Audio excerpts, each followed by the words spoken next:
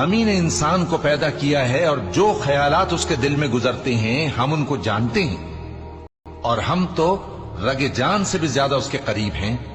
جب وہ کوئی کام کرتا ہے تو دو لکھنے والے جو دائیں بائیں بیٹھے ہیں لکھ لیتے ہیں۔ کوئی بات اس کی زبان پر نہیں آتی مگر ایک نگہبان اس کے پاس لکھ لینے کو تیار رہتا ہے۔ اور موت کی بے ہوشی حقیقت کھولنے کو طاری ہو گئی۔